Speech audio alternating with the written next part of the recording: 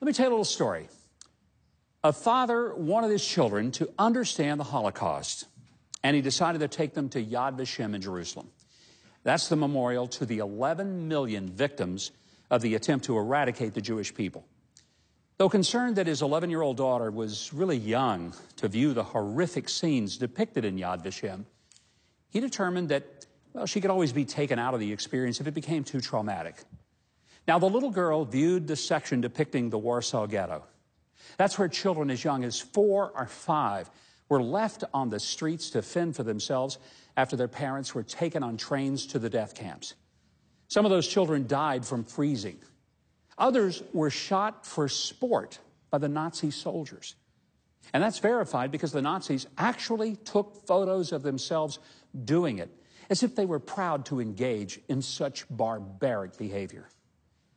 The little girl gazed at the photos from the death camps like Dachau, Bergen-Belsen, and Auschwitz-Birkenau. That was the death camp where 10,000 Jews, including women, children, and infants, were murdered in cold blood every day.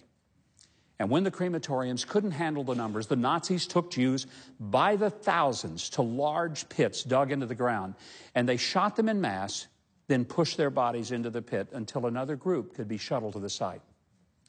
The little girl stared at the photos of the disgusting destruction of innocent human lives and would sometimes read the inscriptions below the photos. As she prepared to exit the Yad Vashem exhibit with her father, she paused by the guest book on a podium on the way out. She reached into her father's pocket, took out his pen, then she began to write in the guest book. She put her name, address, and then she paused when it asked for comments.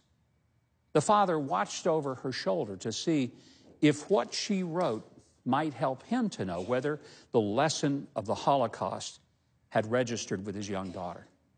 As he watched, she wrote words that he'll never forget.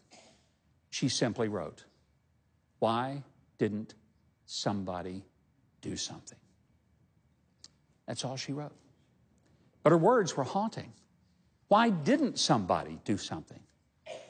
It was hard for her to understand how such despicable things could be happening to human beings, and no one would speak up or stand up and try to stop it.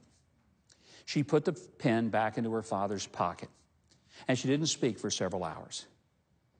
But he never had to ask again if she understood the lesson of the Holocaust. That little girl goes to another podium almost every day these days. It's one at the White House. That little girl was my daughter, Sarah, who is now a wife, a mother, and you know her as press secretary to the President of the United States.